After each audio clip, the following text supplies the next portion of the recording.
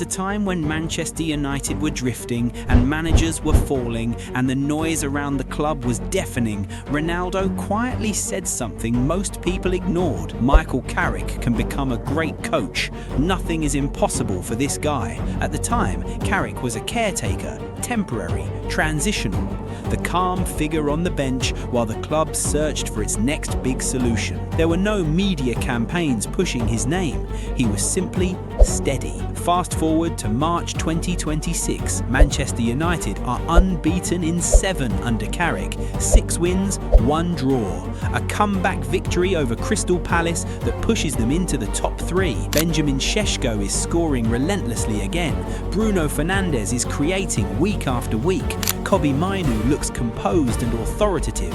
Harry Maguire is commanding. The structure is clear, the tempo is controlled, the fight is back, even when United go behind. And here's what makes this bigger than a good run of form. The exact issues Ronaldo exposed during his second spell, declining standards, tactical confusion, loss of identity, are the very things Carrick appears to be repairing. This isn't sentiment, and it certainly isn't just a new manager bounce. This is about football intelligence, the kind that sees problems before they explode.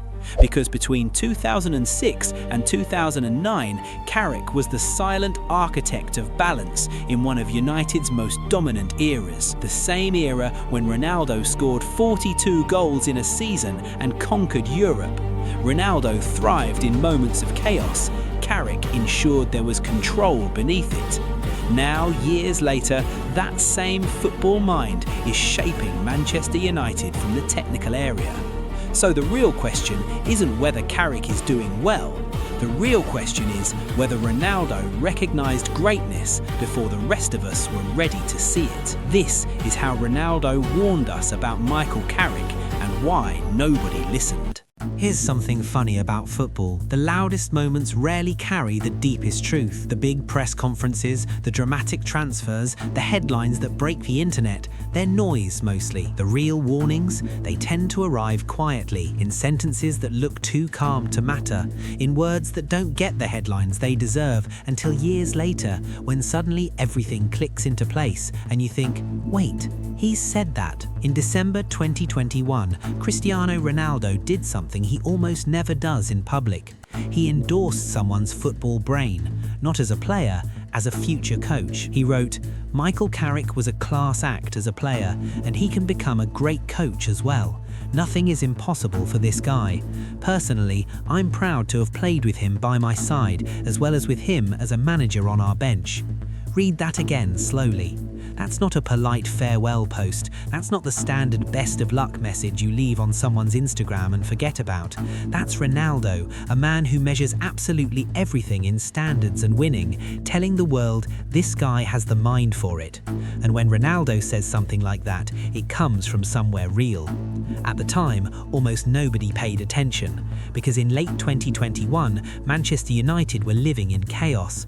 Ole Gunnar Solskjaer had just been sacked, the club was scrambling for stability, and Carrick, quiet, composed, almost invisible in the noise, was the caretaker sitting in the dugout, holding the dressing room together while the fan base screamed for the next big name. His interim spell included a remarkable Champions League win away at Villarreal, the kind of result that steadies a club when everything feels like it's shaking. But then Ralf Rangnick arrived, Carrick moved on, and football moved on with him. Ronaldo's words got filed away, barely a footnote. Until now. Fast forward to January 2026, Manchester United hit the reset button again. Ruben Amorim is sacked, Darren Fletcher steps in as a temporary solution, doesn't win in 2 matches, including a 2-2 league draw with Burnley, and the club makes a decision that instantly makes Ronaldo's 2021 words feel less like praise and more like prophecy. They appoint Michael Carrick as interim head coach until the end of the season. And then the results start coming. On March 1st, 2026, United beat Crystal Palace 1-2 at Old Trafford, Bruno Fernandes equalising from the spot, then turning provider for Benjamin Šeško to win it. That result pushed United up to third in the table, 51 points from 28 matches. But the result itself almost isn't the point. The point is what it represents. Carrick is unbeaten in his first 7 games in charge. 7 games, no defeats.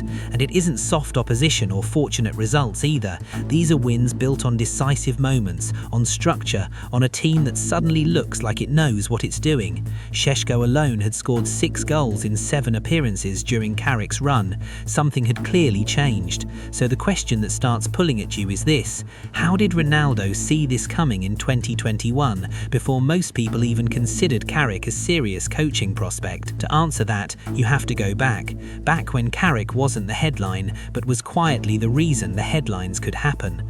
Michael Carrick arrived at Manchester United in 2006, signed from Tottenham for £14 million, potentially rising with add-ons. And the important thing about that transfer is what it wasn't. It wasn't a marquee signing, it wasn't a player brought in to sell shirts or generate excitement. It was a function.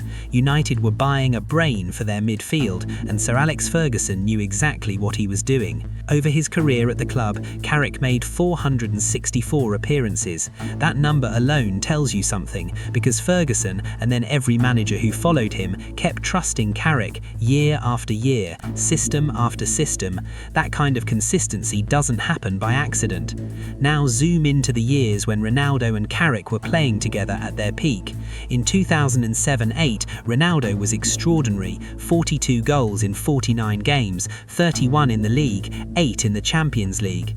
United won the Premier League and the Champions League that season. It was one of the most complete team performances English football had seen in years. But here's the part that gets lost in the highlights. Ronaldo's greatness in that era wasn't just about his finishing or his athleticism or his work ethic. It was about freedom, the freedom to drift, to take risks, to drive at defenders knowing that if something went wrong behind him, the structure wouldn't collapse. In elite football, that freedom isn't just given to a player, it's built carefully and deliberately by someone else. Carrick built it. He played the role that never trends on social media, the one that keeps the shape from falling apart when the forwards take risks. When Ronaldo drifted inside, Carrick filled the space. When United attacked in waves, Carrick stayed disciplined enough to stop counterattacks turning into panic. He received the ball under pressure and never treated it like a bomb. He switched play with long diagonals that flipped a game from crowded to open in a single pass. He controlled the tempo so precisely that United could speed the game up or slow it down almost at will. Ronaldo shined in the chaos, Carrick created the order. And that distinction matters more than it sounds, because in European football especially, where one bad decision in a quarter-final can end your season, composure in midfield isn't just useful, it's essential. Carrick played like a man who genuinely understood that football is usually won by the team that panics less, and if there's one thing Ronaldo respected above almost anything else in a teammate, it was someone who truly understood the game. Now we move to the part that carries real emotional weight. When Ronaldo came back to Manchester United in 2021, it wasn't simply nostalgia, it was a homecoming loaded with expectation. He came back expecting a club ready to compete at the highest level, a club operating with the standards and the ambition that United's history demands. But what he found, by his own telling, was something very different. In the interviews that followed his departure, Ronaldo said he felt betrayed at Manchester United.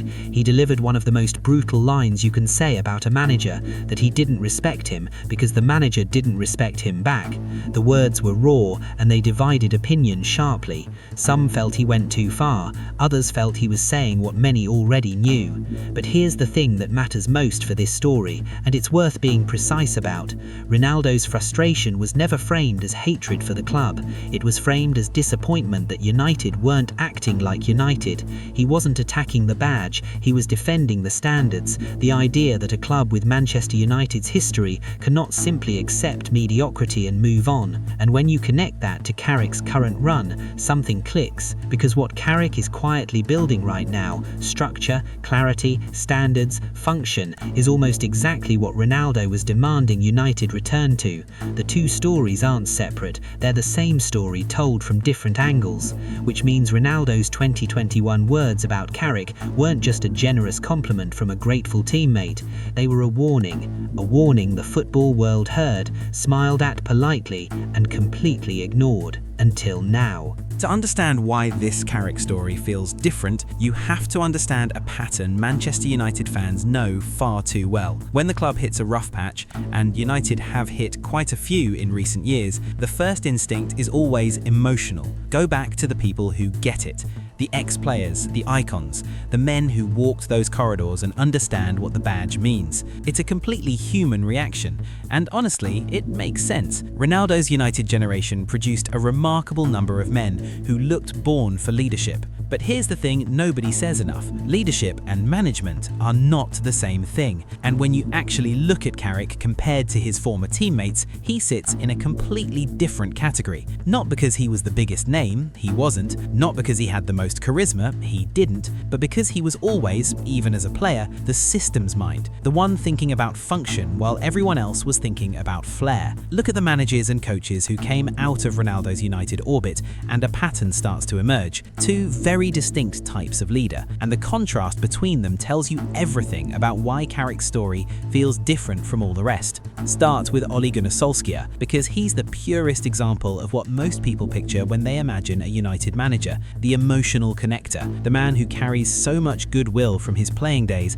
that his presence alone feels like a warm blanket on a cold night. When United were searching for an interim solution in early 2026, Sky Sports reported that Solskjaer was actually spoken to informally, alongside Carrick, about taking charge until the end of the season. And that detail tells you something. The club still believes emotional familiarity matters, still believes United DNA is a real thing worth chasing. Solskjaer brings all of that, the warmth, the morale, the memory of better times made flesh. But move along the corridor from Solskjaer and you arrive at someone with a completely different kind of fire, Wayne Rooney. If Solskjaer is the arm around your shoulder, Rooney is the fist on the table, a player who could drag a game by the collar through sheer force of will when everything else was falling apart. And his connection to this story is more direct than most people realize. In January 2026, ESPN reported that Rooney said returning to United as a coach under Carrick would be a complete no-brainer. He left the door wide open, but Rooney's own managerial journey has been a quiet lesson in how the weight of the job doesn't care about your reputation. There have been spells where every week felt like crisis management rather than building something. Personality alone, even Rooney's personality, doesn't run a football club. And then there's Ruud van Nistelrooy, a different archetype entirely. Where Solskjaer brought warmth and Rooney brought fire,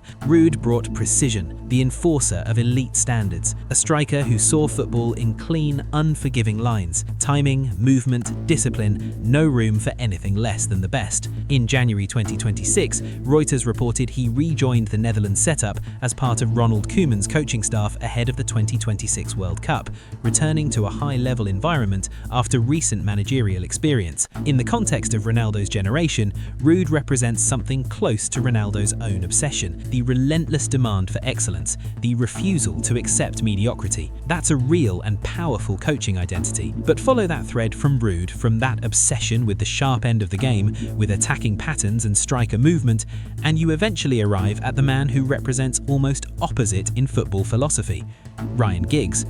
Longevity, trophies, an aura built across 2 decades that most players can only dream about. And yet, even with all of that behind him, Giggs' coaching path has been humbling in its own way.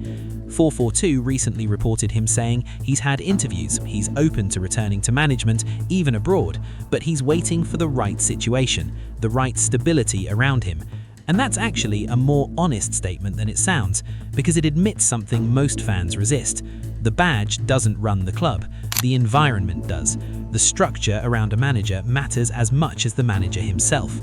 Which brings us finally to Carrick. Even as a player, he was never the loudest voice in the room, never the one demanding the ball with grand theatrical gestures or delivering the fire and brimstone team talk.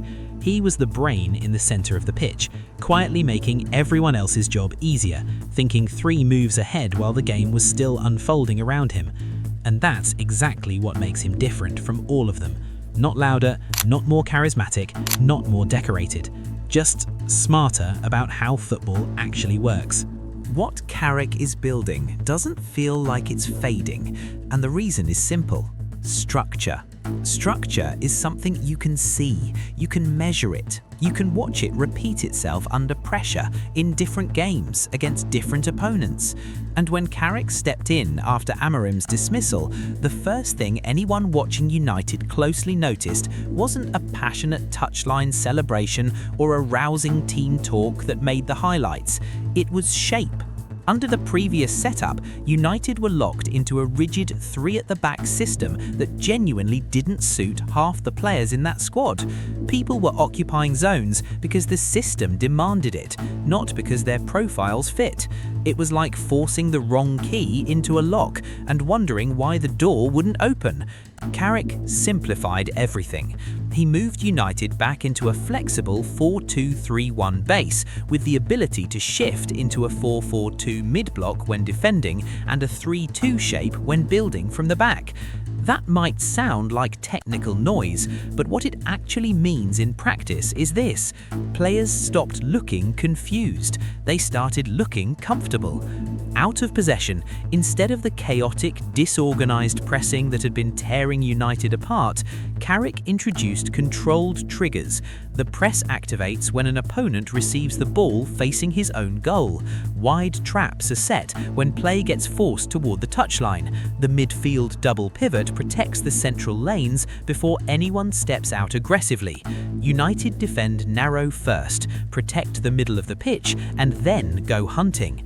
That's why when Crystal Palace scored in the 4th minute on March 1st, United didn't unravel. They didn't start panicking, hoofing balls forward, losing their shape. They recalibrated, they stayed compact, they trusted what they'd been working on, and then calmly and deliberately they took the game back. That is coaching, real coaching. Now look at what this structure does to the individuals around it, because this is where the blueprint becomes truly visible. Start with Bruno Fernandes. Under Carrick, Bruno is no longer firefighting in deep zones, racing back to defend and then sprinting forward to create, exhausting himself trying to be everywhere at once. He's been restored as a true advanced number 10, starting closer to goal, receiving between the lines, playing forward earlier and with more conviction. Against Palace, he scored the equalising penalty and assisted the winner. Across the entire unbeaten run, he's been the creative axis. The difference isn't effort. Bruno always gave effort. The difference is role clarity. He's no longer splitting his energy between defensive chaos and creative rescue missions. He's just doing what he does best. Then there's Kobbie Mainoo, whose resurgence under Carrick is one of the quieter but more important stories of this run. Mainoo has been repositioned into a role that mirrors almost exactly how Carrick himself used to play: the stabilizing connector, receiving under pressure without panicking, progressing play through short vertical passes, supporting the pivot and the number 10, resetting the tempo when things get frantic. He doesn't need to be spectacular, he needs to be reliable. And reliability, when it runs through the middle of your team, is what makes everything else breathe. But the loudest proof of what Carrick has built, that's Benjamin Šeško. Before Carrick arrived, Šeško was struggling for rhythm, isolated in crowded areas, not getting the service his movement deserved. Since Carrick took over, he scored repeatedly across consecutive fixtures, including the winner against Palace, and the reason is almost embarrassingly clear when you watch it. He's receiving service earlier, wide players are delivering quicker, the number 10 is closer to him, transitions are cleaner, he's attacking space instead of wrestling with centre-backs in a phone booth. Carrick didn't change Šeško's talent, he changed the supply chain. and the ripple keeps spreading outwards from there. Harry Maguire looks composed because the defensive line is actually protected. Ahmad plays with freedom because he trusts the structure behind him.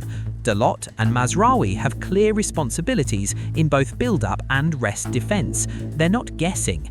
And when United go behind, nobody panics. They trust the plan. The Palace game proved that perfectly. Early setback, steady response, tactical control, late winner. That mentality shift doesn't come from a shouting match in the dressing room. It comes from belief built through repetition. Now bring it back to where we started, because this is where it all connects. What Carrick is building in 2026 is the answer to that erosion through football logic, defined roles, clear triggers, controlled aggression, midfield balance, a supply chain that serves the striker, a number 10 with freedom, a structure that holds even when things go wrong early. This is what elite clubs look like when the machine is working properly. And that's why Ronaldo's words from 2021 keep getting heavier the longer this run continues. When he said Carrick could become a great coach, he wasn't talking about charisma or personality or the ability to work a press conference. He was talking about understanding. The deep, quiet, almost invisible kind of understanding that only players who truly love the game ever really develop. Carrick played like a coach long before he ever wore the jacket. And now, with an unbeaten start, attacking output rising, midfield control restored, and a team that trusts its structure even after setbacks, the question has shifted entirely. It's no longer whether this is just a bounce. The question now is whether this is the beginning of the Manchester United that Ronaldo came back expecting to find.